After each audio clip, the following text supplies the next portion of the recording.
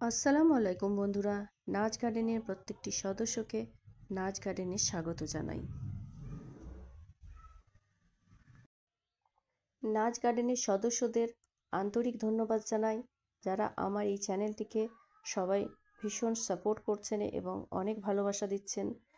আসুন আজকে আপনাদের সঙ্গে শেয়ার করব আপনাদের সুন্দর বাড়িটিকে আরও সুন্দর করে তোলার জন্য এই যে ক্যালেঞ্চো গাছটা দেখছেন, এই গাছটির এইভাবে ফুল পেতে আপনারা কি করতে পারেন।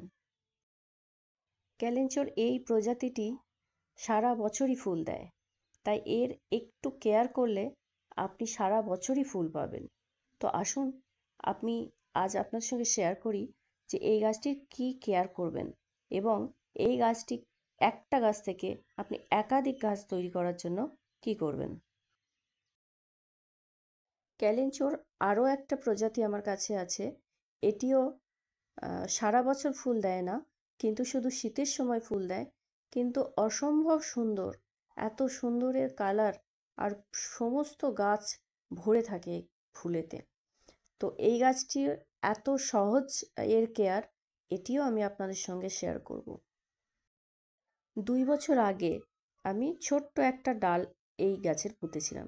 আজ দেখুন 2 বছর পর এর অনেক গাছ আমি তৈরি করে নিয়েছি।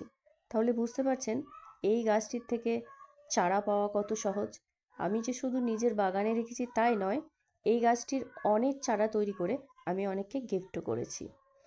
এই গাছের সারা বছরে মাত্র 2বার খাবার দিলেই এই রকমভাবে আপনাকে ভরিয়ে ফুল দেবে। আর এর জলের যে রিকোয়ারমেন্ট সেটাও কিন্তু খুবই কম। আর একে বেশি বড় টবে দেওয়ার দরকার হয় না, বেশি গভীর টবে দেওয়ারও দরকার হয় না। ফ্ল্যাট টবেতেই এ সুন্দরভাবে ফুল দেয়। চারা তৈরি করার জন্য কাটিং কাটুন এবং সরাসরি মাটিতে রোপণ করুন। আর 2-1 দিন ছায়ায় রেখে তারপর রৌদ্রে দিয়ে দিন। দেখবেন এর কাটিং থেকে অটোমেটিক চারা কিন্তু তৈরি হয়ে গেছে। আর এর রোগ পোকা মোটেও হয় না বললেই চলে। মাঝে মাঝে পাতা খেকো পোকায় কিন্তু পাতাটা কেটে দেয়, তবে তখন আপনি একটু যদি খেয়াল রাখেন তাহলেই কিন্তু হবে। এই গাছ নাইট্রোজেন কিন্তু পছন্দ করে না, তাই একে ফসফরাস, পটাশ এবং ক্যালসিয়ামটা যদি ঠিকঠাক দেন তাহলেই এ ভরপুর ফুল দিয়ে থাকে।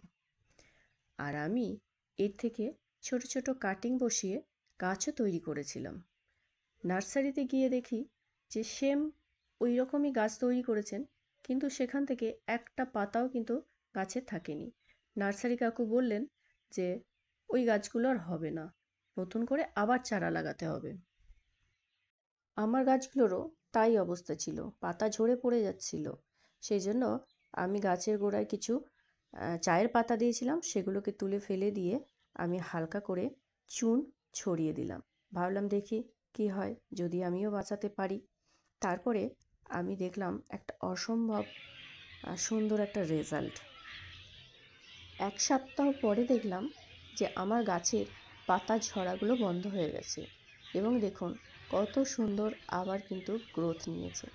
তখন বুঝলাম এখানে নাইট্রোজেনের পরিমাণটা বেশি হয়ে গেছিলো এবং ক্যালসিয়ামটা কম হয়ে গেছিলো, এবং তার থেকেও বড় কথা, এই মাটির যে পিএইচ সেটা কিন্তু ব্যালেন্সটা ছিল না, এটা অ্যাসিডিক হয়ে গিয়েছিল।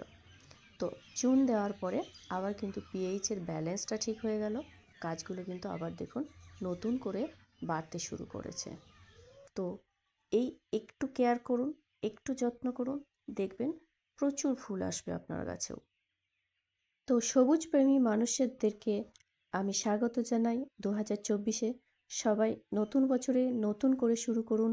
এই পৃথিবীটাকে সবুজে ভরিয়ে তোলার যে মিশন আমরা শুরু করেছি সেগুলোকে আরও এগিয়ে নিয়ে চলুন।